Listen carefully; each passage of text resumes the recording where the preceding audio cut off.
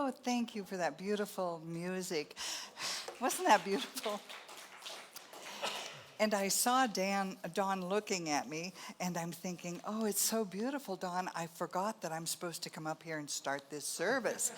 That's how this beautiful music and being in the presence of all the God people in front of me, God expressions in front of me, all you stardust people, you just make my day. So thank you. It's so lovely to be here with you. And thank you for that beautiful intro. That was incredibly lovely. So you all know that it's up to me to give you this message today, and here's what the message is.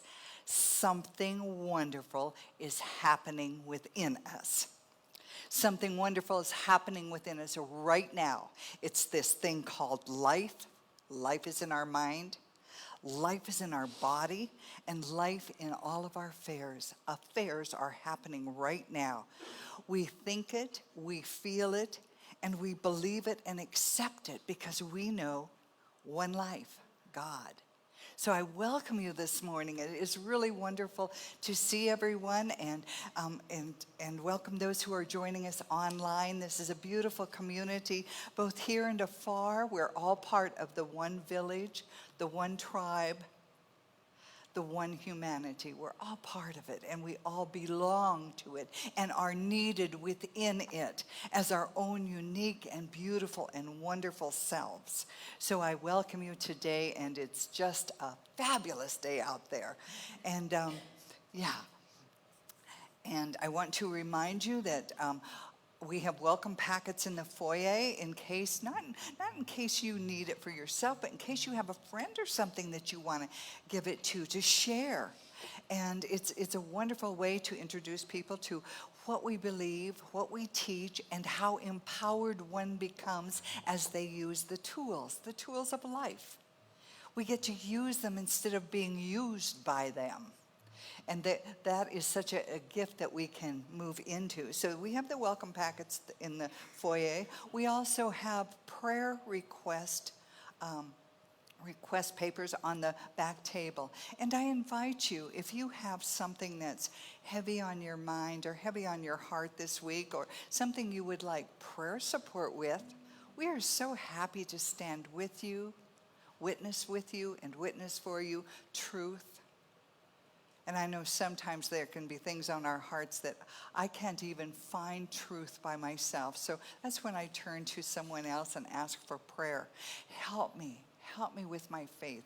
Help me with truth. Help me move out of this business of chaos or pain, whatever it is I'm feeling. I have no problem with asking for help. In fact, I believe that because we stand under the shelter of each other, we're all praying for each other all of the time, because every time we have a thought of good or blessing for humanity, it's not just going to the one we might think of at that moment. That's a blessing to humanity, going out to humanity, going out to Mother Earth, going out to all that is created and upon it and in the air.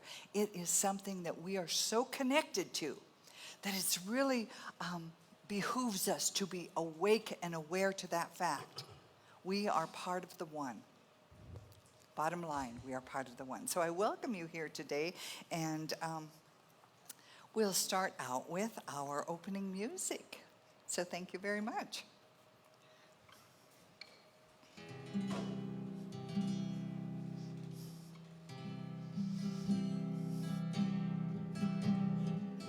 All my relations come, from every nation's come. All my relations under the sun, we are one. We are praying, come. We are praying, come.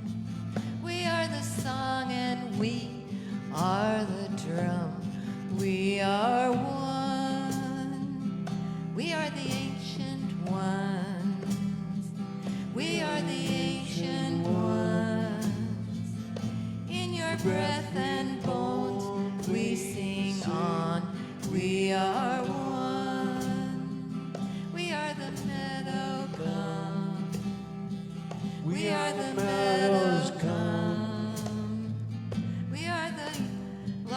sings the new day has begun.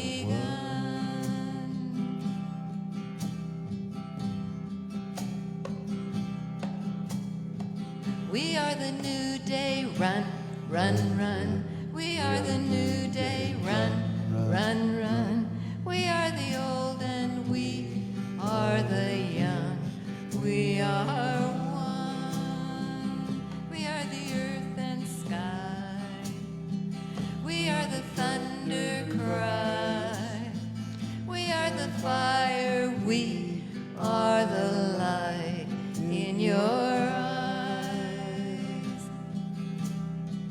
All my relations come, from every nation come. All my relations under the sun, we are one. All my relations come. All my relations come. All my relations under the sun, we are one. We are one. We are one. We are one.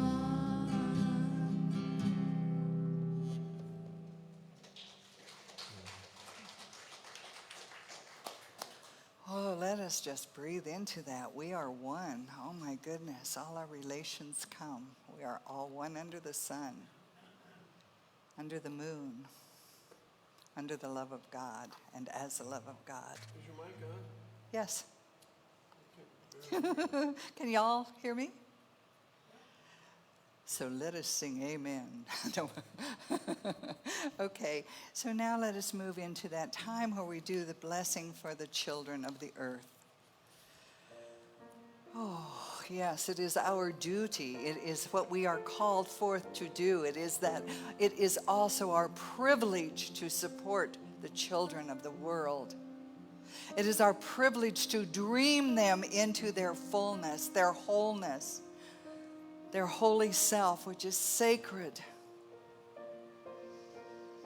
and created by that force behind creation. So we are here with a most sacred task to support, to love our children, to listen and be there for them, to guide them, and to allow them to move not only through the easy things, but the more difficult things too. Always supported, always loved, always recognized as their most magnificent selves. But we are here for the children of the earth. And so let us say our blessing today for our children. We see you, who you really are, made in the image and likeness of God.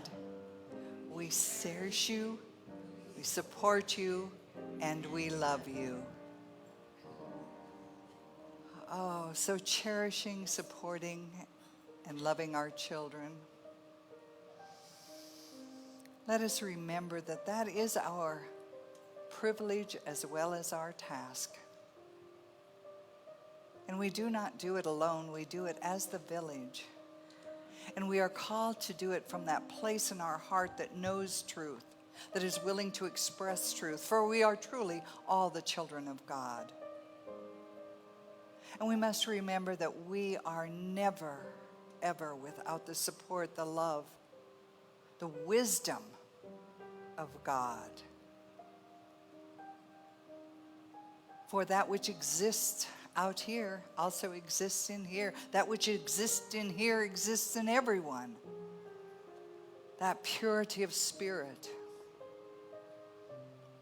That as we awaken to it, we express it in more beautiful and grateful and gracious ways.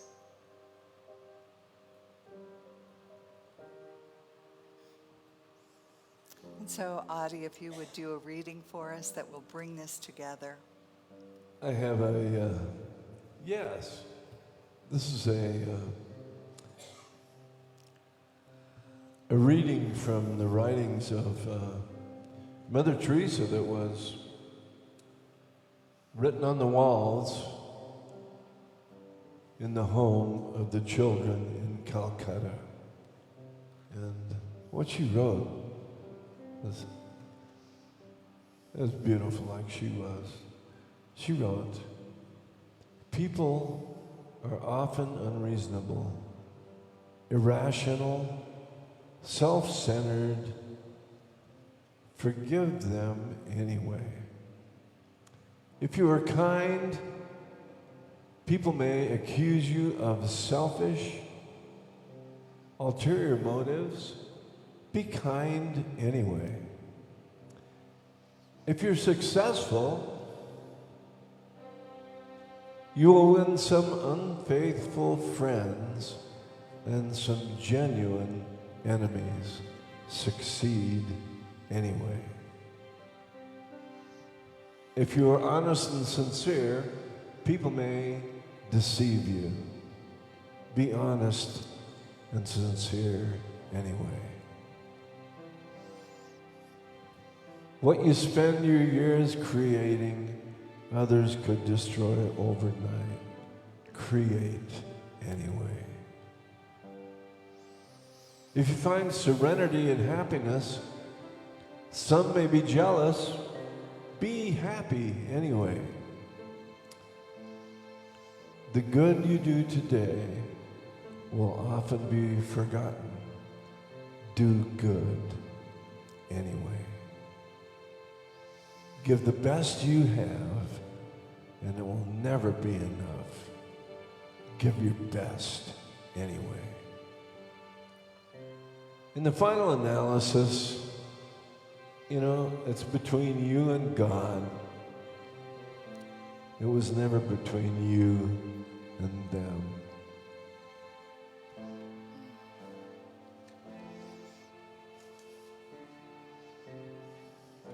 Amen. Mother Teresa.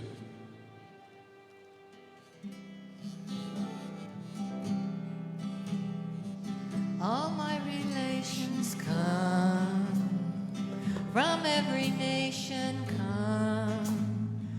All my relations under the sun, we are one. All my relations come, from every nation come. All my relations under the sun, we are one. Beautiful. Thank you, Adi. That was beautiful reading. Thank you, Jamila, Adi, and Dawn for your music. Let's give them some more love because we're so blessed. Yes. Amen. Thank you. That mystical writing. This whole month I've been talking about relationships, the good, the bad, and all the rest of them.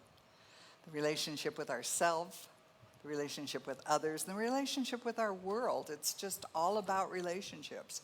And when we can get to that point within us of saying, it's all one and it's all connected, then we can say, I believe all my relations come, from every nation come. Let's just take a breath around that, because it will take us being anchored in our spiritual practice of engaged, beloved relationships. I mean, we have to move into that space of actually wanting, desiring, committing to, and seeing it as something really life-enhancing. Committed, beloved, engaged relationships. Now, I don't know about you all, but I've been in relationships before that were just not life-enhancing, from the very most casual to an intimate relationship. It wasn't life-enhancing, and it was so easy to overlook my part in it, my connection to it, my responsibility, not only to the relationship, but to myself, that it was just one of those things I either got in and got out of, or whatever it took. So, but for us to really experience our belovedness, our wholeness, and our holiness, we have to engage in a relationship with the one and as with the one, as ourselves with the one, to actually actively reveal the wonder of life. And here's what we know, here's what we believe, here's what we say. Every relationship is ultimately an intimate relationship with spirit, with self. So even the bad, even the hardest is still an intimate relationship with spirit and with self. Now, I know that in hard things, it's harder for me personally to see spirit in this. And I don't mean saying, oh, God wants me to suffer. Oh, it's God's will that I go without. Heaven forbid that that become my belief.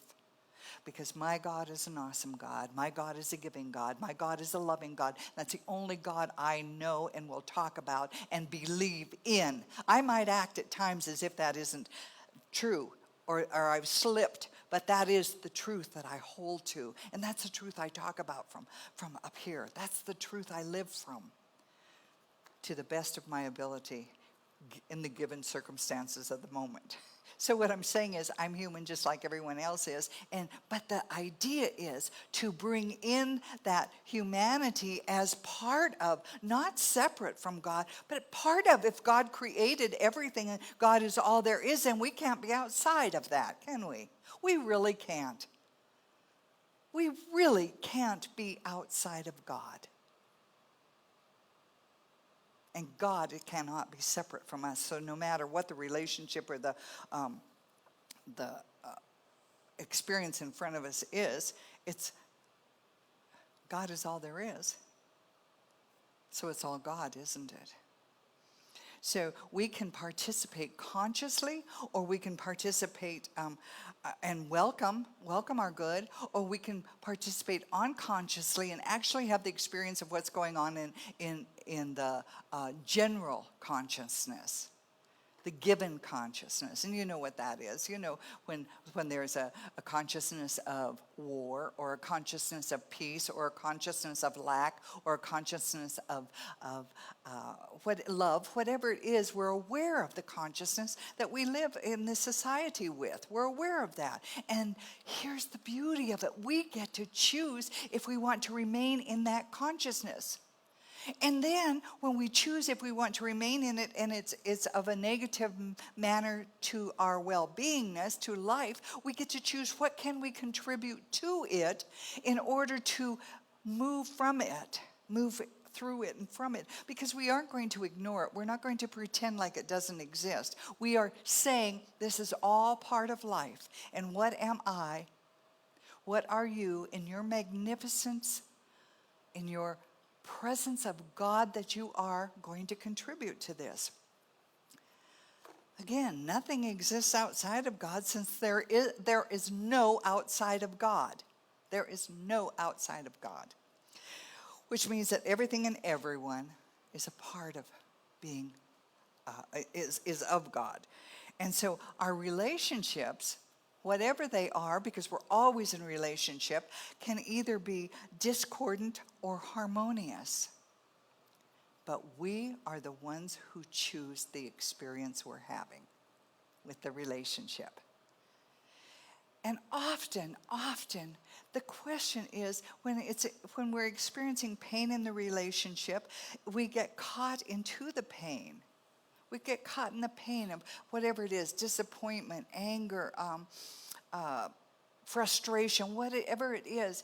And if we can step back from that and recognize we're still God in that relationship, there's still the God essence in that relationship, and step back and say, as a God self, as my God self, as this being that is created out of stardust and grace, goodness, peace, joy, love, compassion, beauty, creative expression, wisdom, intelligence, you name it, anything good is within us and part of us because it's part of the universe.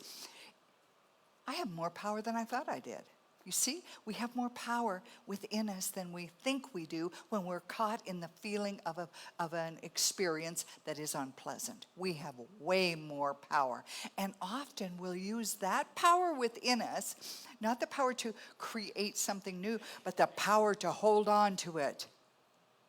I can justify this feeling of anger, disappointment, loss. And I have the evidence to prove it. Of course you can. You are a powerful being. Of course you can. Does it enhance your life? Oh my gosh, we are just always able and capable to choose, to step back, to let that second thought, which is a response to what has happened rather than a reaction to what has happened, but a response to, not what has happened, but a response. We have a reaction to what had happened, and we can have a response to what we are. Isn't that a powerful thing to think about? You can respond to what you are rather than what you're experiencing. Oh my gosh. Oh my gosh. So let's reassess what we're experiencing and how we're responding to life. Because there in the Course in Miracles, that's what it is. In the Course of Miracles, it says, your task, first of all, I'll preface this with, we're told to be loving, to be that loving self that we are created out of, that goodness, that wholeness, that spiritual expression of life and of God, to be love, to be love. And so often we go outside looking for love and looking outside of ourselves and looking for where we can find love and how we can exchange it and all of that. And we want to be around loving people. But here's what the Course in Miracles says. And I love this so much. One of the things it says is, your task is not to seek for love, but merely to seek and find the barriers within yourself that you have built against it. Now you see, I embody that and embrace that, like that's really all I have to do. Whatever my challenge is, I don't have to love it. I don't have to love them. I don't have to love anything.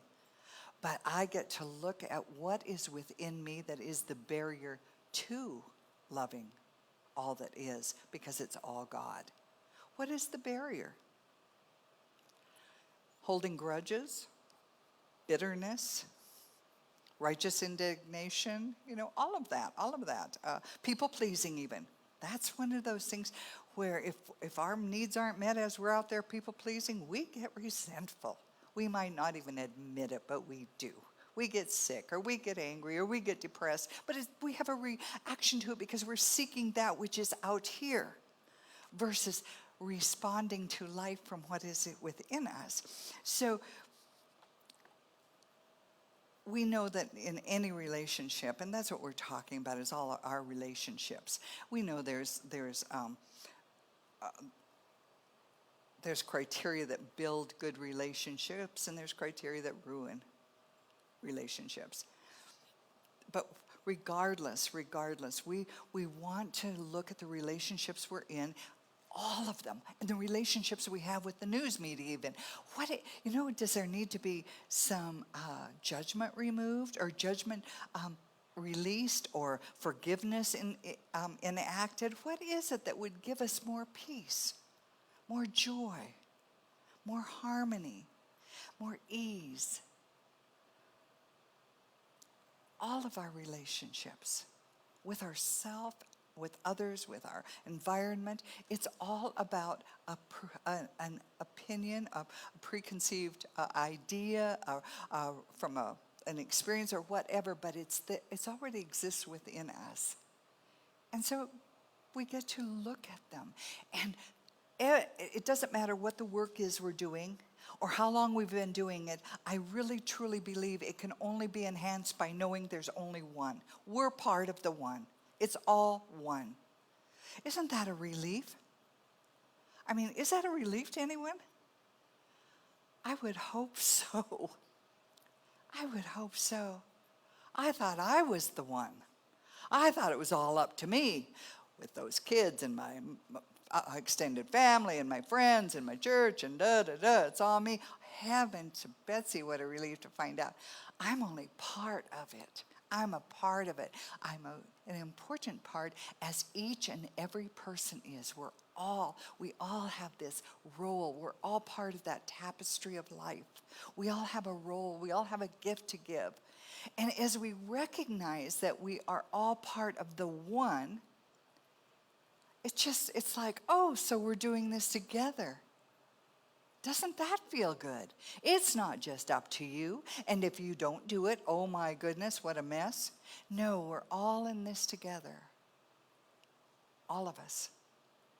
If it looks like chaos in our world now, what could come out of the chaos? A new and better idea, a new and greater experience, evolution, moving forward. Why wouldn't we do that? And was there ever a time, I can't remember in history if there was ever a time where there wasn't chaos someplace in our world. I really can't. So it's nothing new. We just know so much about it. We're so aware of it.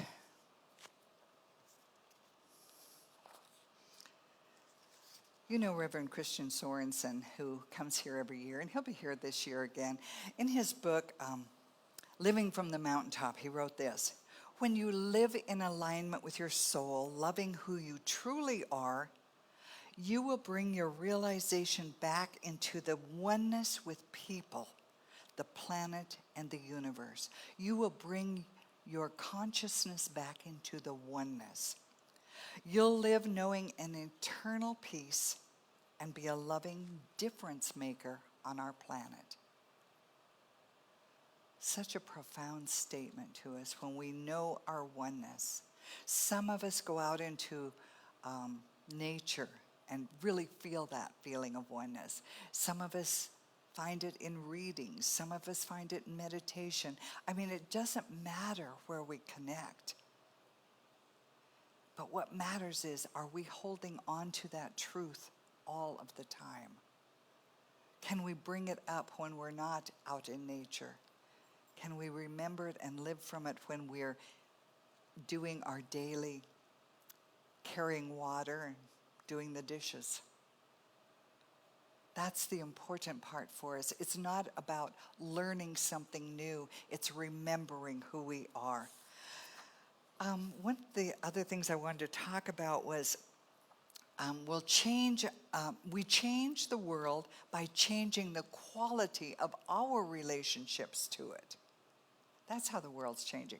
Not by going out there and changing the world and other people, but changing our relationship to it. Being that center of peace, being that center of love, being that center of kindness, of compassion, of forgiveness. Just being that center that listens. Listens. So a question I would ask is, how much of your time do you spend blocking your blessings? How much time do you spend blocking your blessings? And one of the ways we block our blessings is ruminating on what the problem is, accusing someone else of being wrong, not feeling like we're not going to get what we need, want, and desire. That's how we can block our blessings. So we get to look at what we're saying about those things. What are we saying about them? Say you have a cold or something.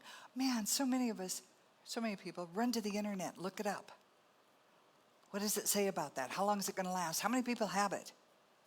I'm not saying you're wrong. I'm asking, where are you spending your time? And is that allowing for the blessing of God to come through to you? Or is that creating anxiety and maybe some concern with you?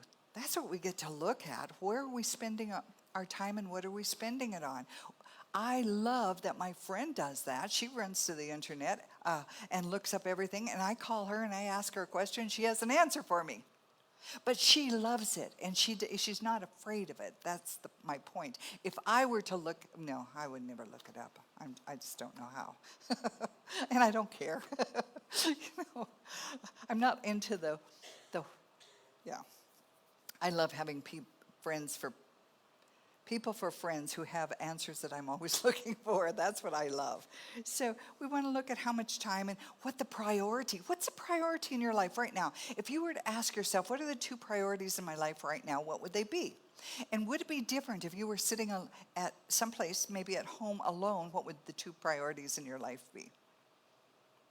You know?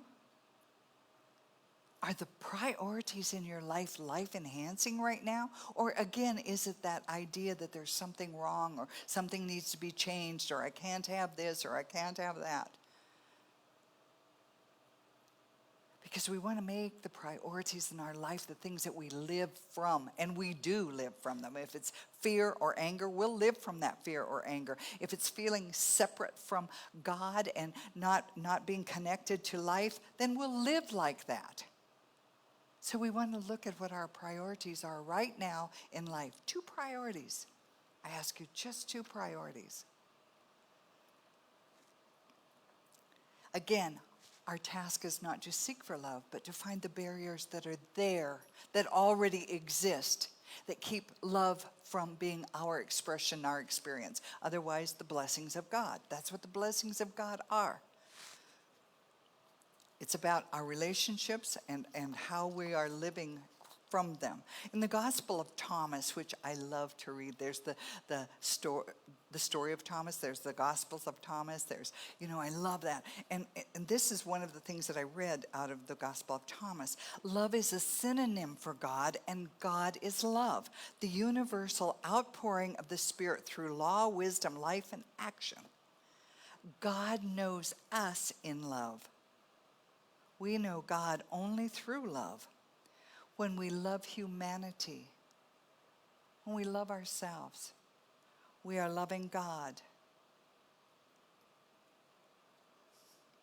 And when you make the 2 one, and then you make the inner as the outer, and the outer as the inner, and the above as the below, then you will enter the kingdom.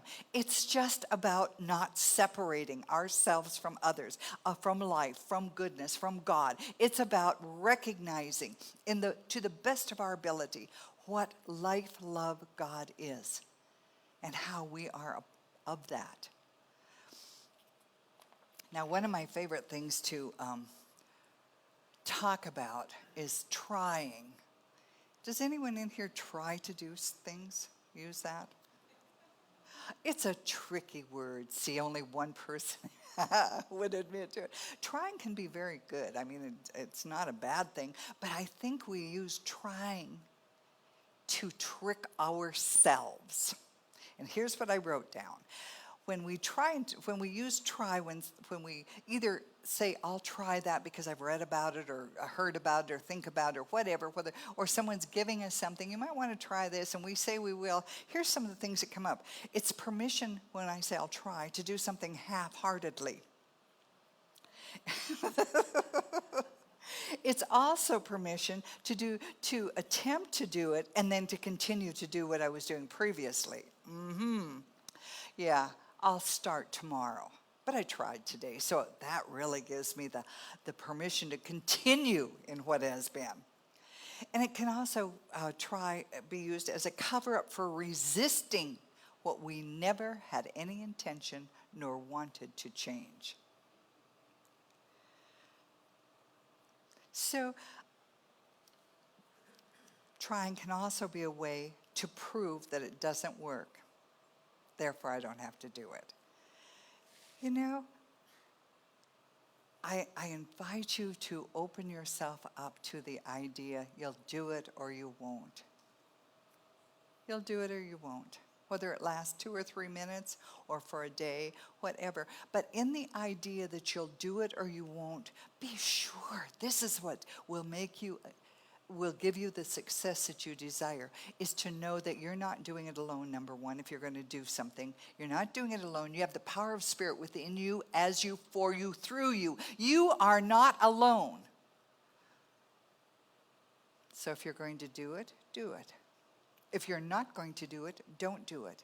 If you do it and you feel like you did not succeed at it, you stop and you do it later if you want to, or again, or right away. But do it rather than try. I tried on a pair of shoes today, but really what I did was put the shoes on. I did it. But I remember thinking, I'll try them on. Giving me lots of outs, right? No. But really, trying doesn't hold us to anything that we would want to claim as our power and our ability. It really doesn't. Not in the way that I will do this, or I won't do it, or I can do this, or I can't do that, or I choose to do this, or not can't do it. I choose to, or I choose not to do that.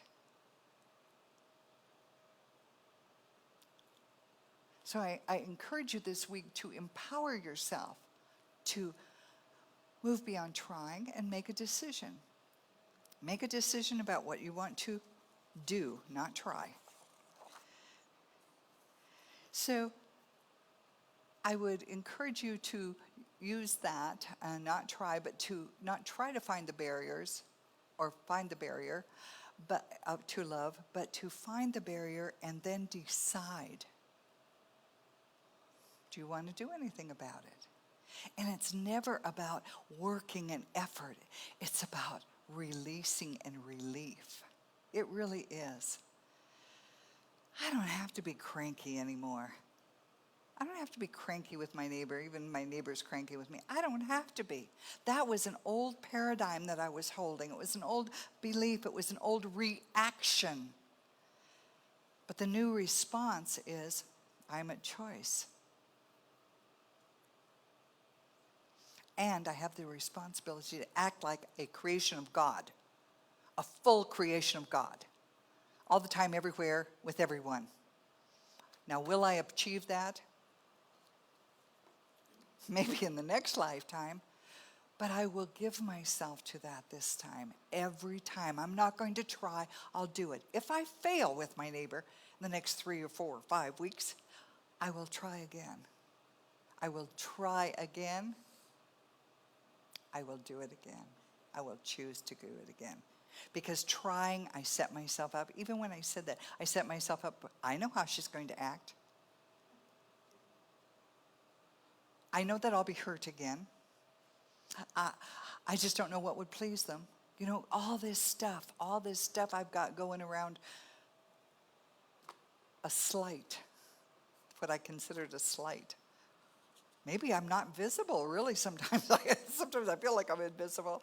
And maybe that's true sometimes to some people. But it doesn't diminish. It doesn't diminish my responsibility of how I respond.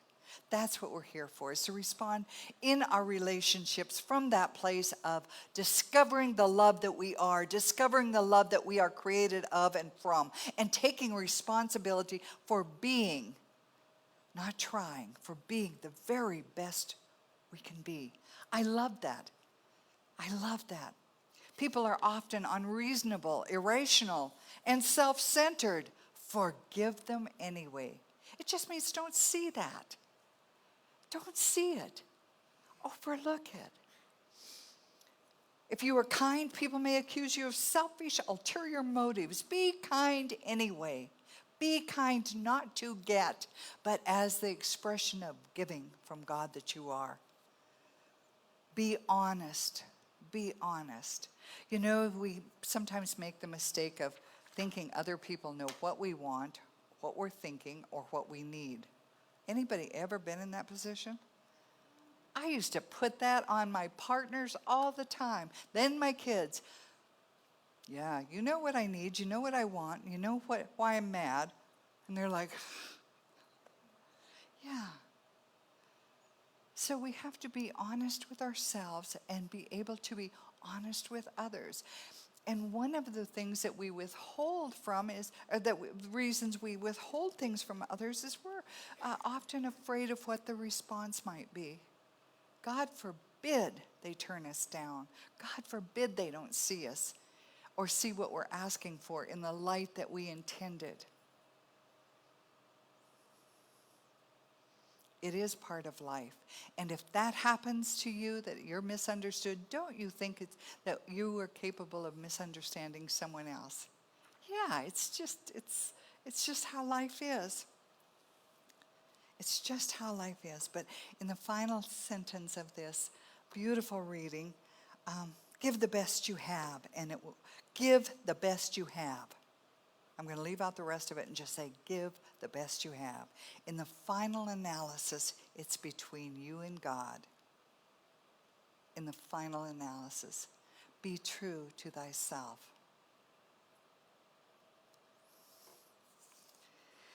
So let us just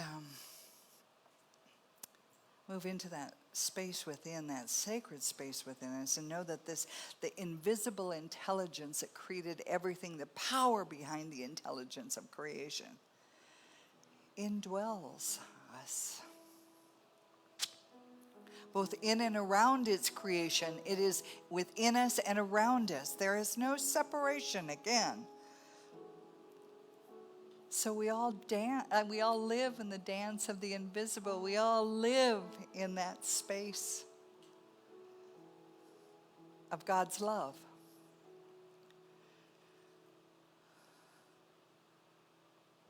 And as we go on with our lives, as we move into our day and into our week and into the rest of this year, we have things in front of us. We have wildfires, we have floods, we have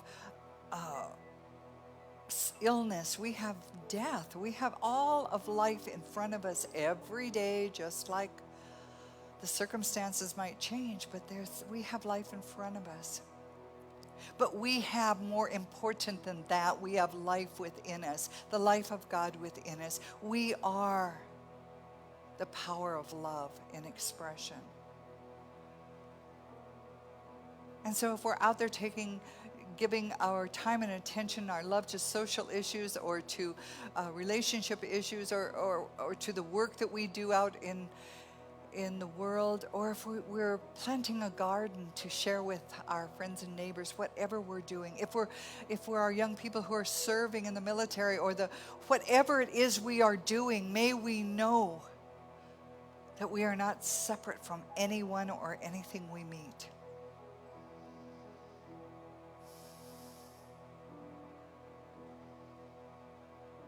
And while all circumstances are certainly not God ordained, God is present everywhere in all circumstances. One life.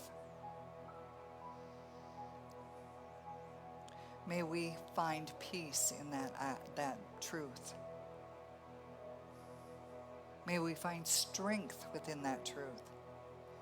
And may the intelligence and the wisdom that is everywhere present throughout this universe guide us with right action, loving, caring words,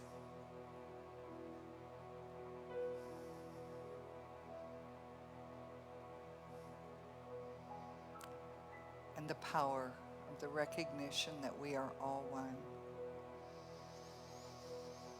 And together we say, this is true, it has always been true, God is and always has been, always will be, forever and ever, and so it is. Amen. Amen.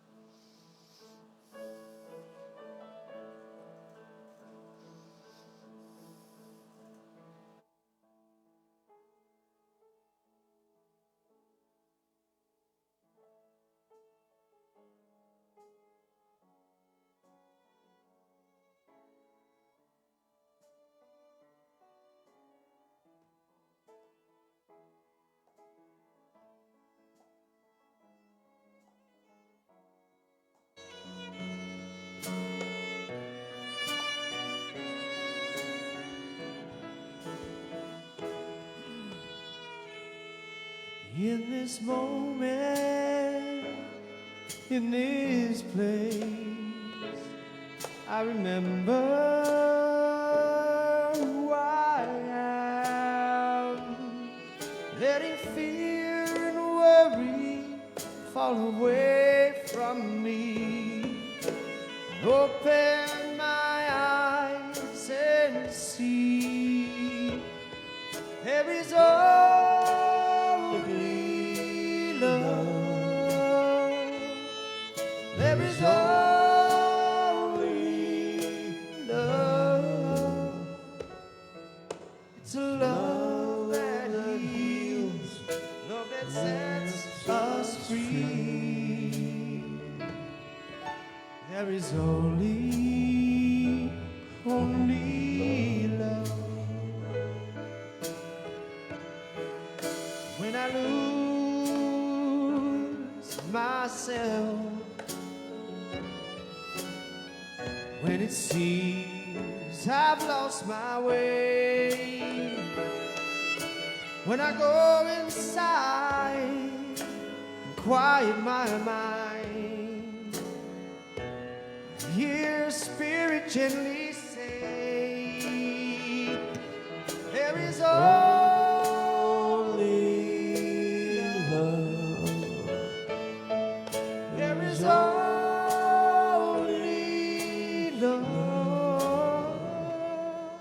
There's a love that heals, love that sets us free. There is only love.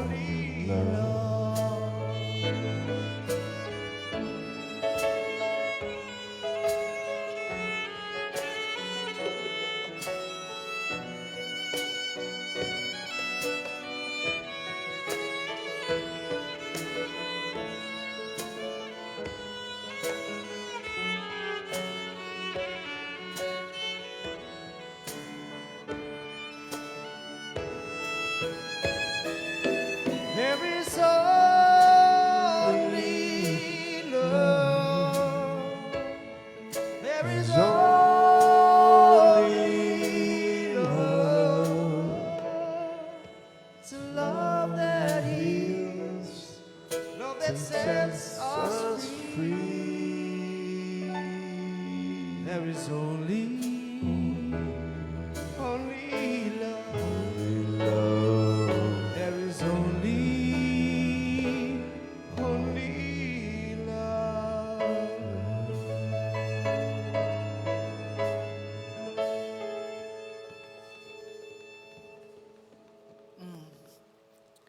Thank you. That was beautiful. Thank you. Thank you. Oh my goodness. So, for those who are online and joined us today, we're so grateful that you joined us as our congregation here. We appreciate you being with us, and we recognize that we all stand under the shelter of each other. And we thank you for not only being with us, but supporting us, because we couldn't do it without you and your commitment to Shining Mountains Kalispell. Your generosity enables us to keep the doors open, keep us on YouTube, and being able to present the tools as a community that just enliven and enhance our lives. So we are so grateful for you. Thank you for being part of this community. And it's really easy to give if you'd like to. You can just go to our